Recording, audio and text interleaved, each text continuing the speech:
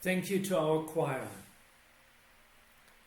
When this week Reform rabbis all over the world made their opinion public that the annexation plans of the Netanyahu administration in Israel is not advisable in their eyes and most likely not a step into the right direction to create a more safe and secure environment for our Jewish state, we hadn't to wait too long for the reaction from the more right-winged organizations and their representatives.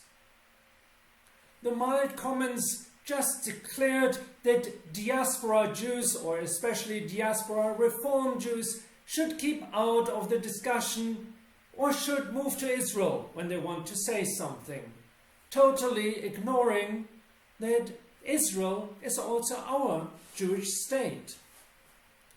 The more hurtful comments declared that progressive, liberal, Reform Jews are not Jewish at all, using a terminology that is not different than words that anti-Semites use who challenge our general right to exist.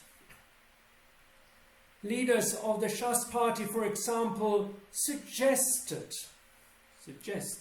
that refugees should not be considered Jewish at all. This week we read about Zelophehad's daughters in our Torah. They approach Moses demanding that the law of inheritance be revised so that their father's memory will endure. They say, "Our father died in the wilderness. Let not our father's name be lost to his clan just because he had no son. Give us a holding among our father's kinsmen." Justice demands the law to be changed. Right-wing parties often criticize progressive Judaism, accusing it of picking and choosing from our tradition. Authentic Judaism, or authentic Torah, true Judaism, is not piecemeal, but instead the entire package, they argue. This view fails to understand the human heart. Moreover, this philosophy fails to recognize the historical truth that everyone picks and chooses. Do you, for example, emphasize Zelophehad's daughters or Pinchas, who kills the Israelite idolaters? Both stories are found in this week's Torah portion. Sermons all over the world will begin with one verse. The choice made are different in every synagogue, whether Reform, Conservative or Ultra-Orthodox, Israeli or South African or German. Unfortunately, ultra-Orthodox rabbis imagine that they, and they alone, are faithful to the past, and that their belief and practice remained unchanged.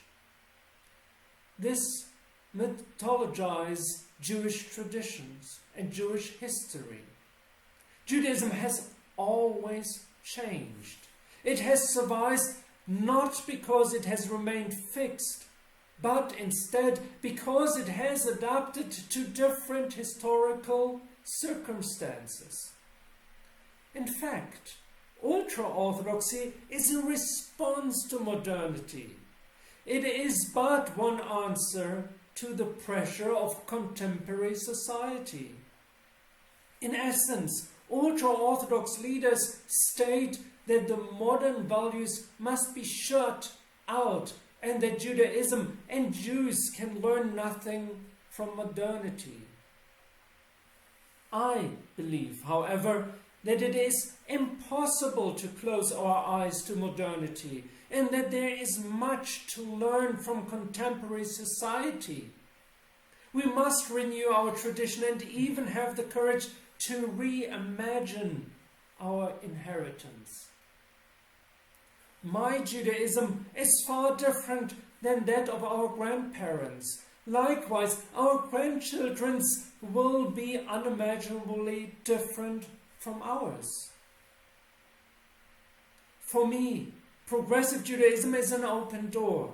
It offers a welcome to our sacred text. It is an invitation to reread its sacred words with new, contemporary eyes.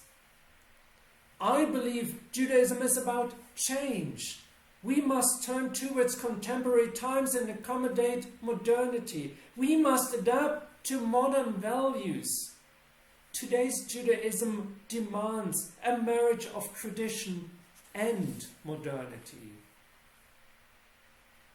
I cannot imagine that any one of us reads our text with the same eyes. I do not imagine that any one of us has the same answer or response to modernity. Every morning, when I open my computer and read, listen, and discover new interpretations from my colleagues, friends, or totally strangers, I feel blessed that my Judaism is presenting itself in such a wonderful and diverse way.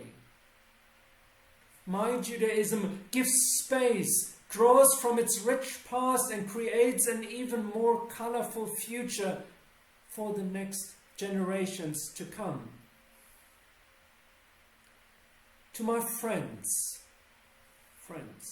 on the extreme edge of Judaism, there are millions of Jews in Europe and Israel, South Africa, and all over the world who, like myself, wish to live lives that are both modern and Jewish. And we do so with our hearts, minds, and eyes open wide to our rich Jewish traditions. Sometimes we make mistakes, yes, but we have no problem with admitting it, because we know that Judaism is not black and white, and that it always allows us to learn and to grow.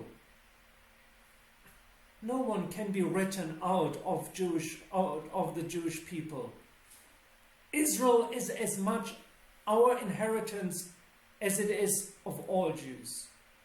We will not keep stum, as we are proud children of Zelophehad's daughters.